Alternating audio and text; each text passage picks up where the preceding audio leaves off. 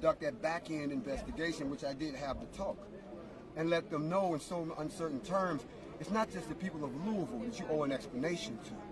You owe an explanation to black people, period. Because this is not an isolated incident. Every time something happens, y'all want to talk about Ahmaud Arbery. Then y'all want to talk about George Floyd. It's always somebody else. No, this is one problem. So this was the problem that we felt needed to be addressed. And we needed to address it because you ain't saying nothing. Don't take this the wrong way, but these canned responses that were written by a speechwriter, that's not keeping it real with us, as we say. We grown folks, we can handle the truth. So our goal was to come down and do the second part, because I told them, if I don't feel like you telling me the truth, or if you tell me something that's not going to satisfy what these people want, I'm going to bring my people in, just to emphasize that we really want the truth. And that's what today was. I'm delivering on my part of the bargain. Now, what they told me is what I told them. I hope they didn't lie to me. I really do. Because we can get to a resolution on this. And so somebody can have justice for Breonna. That's all. All that other stuff is extra.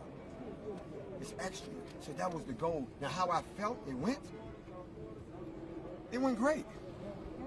The place is not on fire. You're not running and shit. Okay? I'm y'all pick that out.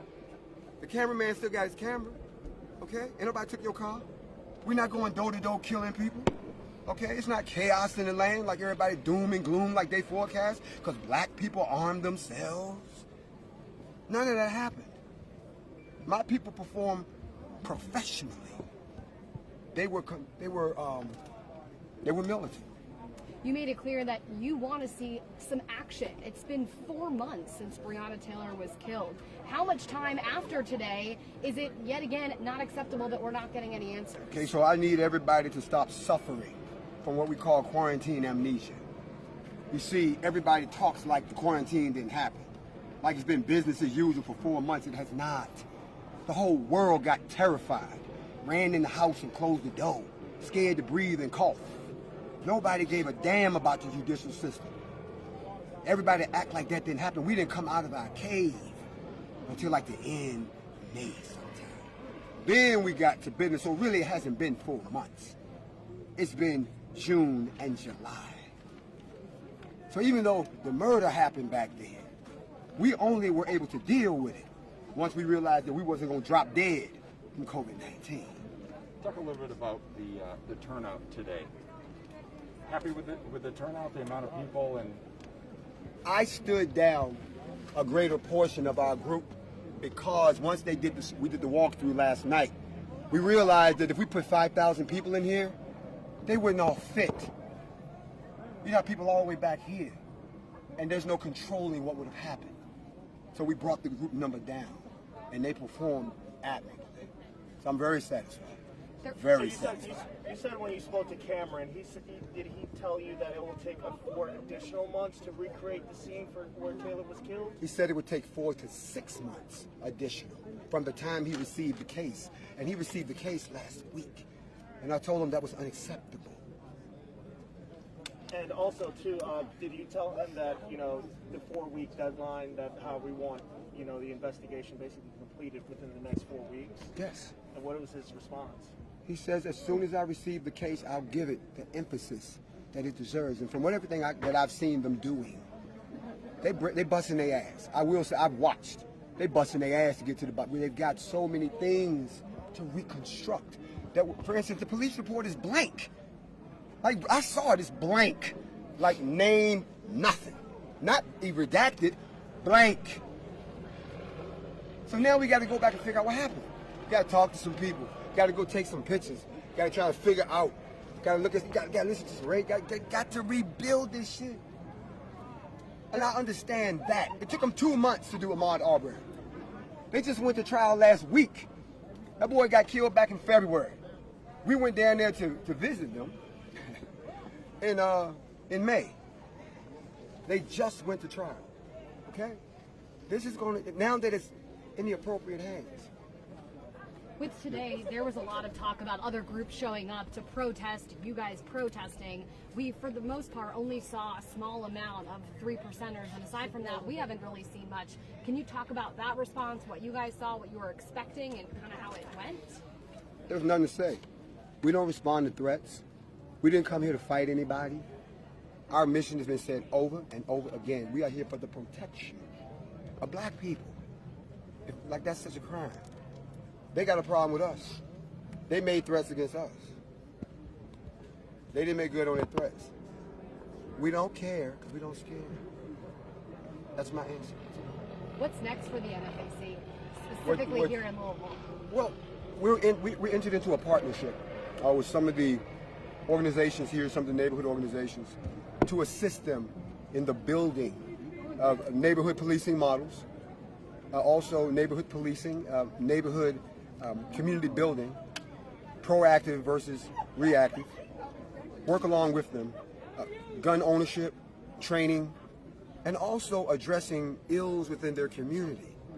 For instance, Claude Anderson talks about group economics, establishing agreements that if a business comes into their neighborhood, they have to sign an agreement that 50% of their profits have to go back into that neighborhood, or you can't do business with us. If you're gonna gentrify us, you can only do it if we have first dibs at what you build, or you can't come in. We've agreed to help out with that, even if it means us. Can somebody turn off the goddamn radio, please? Radio back here, sir. Turn it off.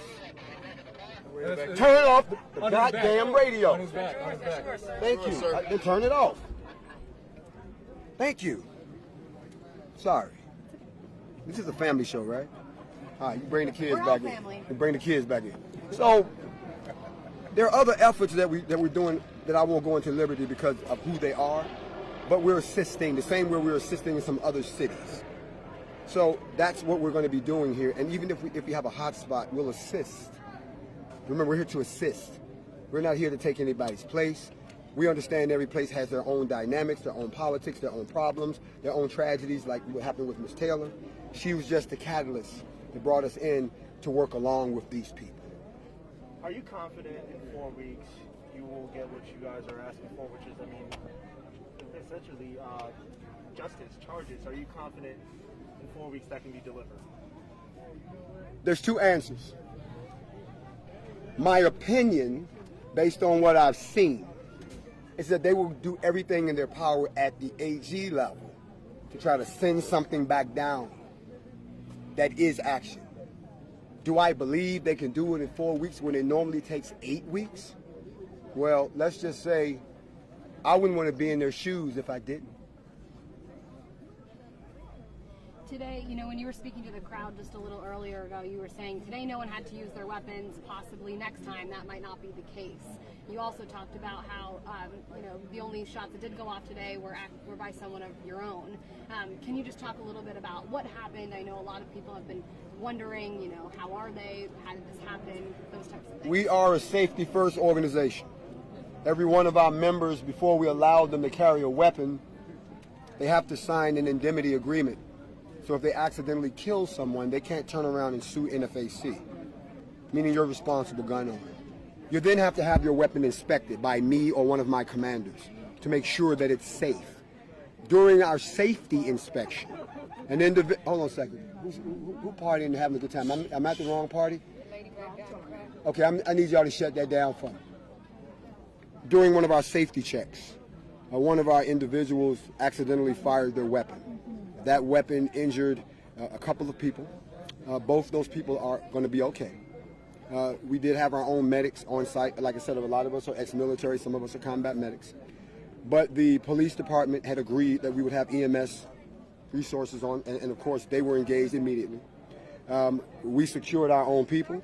They let us secure our own people. Most people don't realize what they actually saw was an example of community policing. They waited for me to arrive so that I could direct how this was going to go. Otherwise, what most of us are used to is the police come in, grab everybody up, you know, people get brutalized, and there's nobody from our community that has any authority in the issue. That is why another thing that we're doing is we open up dialogues. We're not being your buddy. We're not joining you. We're partnering with you. The same way the United States partners with countries that it really doesn't like. The enemy of my enemy is my friend. So we had that model in effect. So they worked along with us. They resolved the issue. They did exactly what we had agreed on. I had an agreement with Major Gregory that if anything happened, him and I would split the authority, technically giving me the authority over the police department, temporarily, okay, on his behalf. All right, so that's why you see me talking to them. I'm not just talking to them. He gave me authority. That's an example of us working together. Okay, we will address threats, but let y'all try to clean it up first. They might have some more questions, but my last question for you is, you guys really were so organized, probably some of the most organized, individuals that I've seen in a very long time. You came out, you guys got on one knee as a group over and over, had your fists in the air together over and over.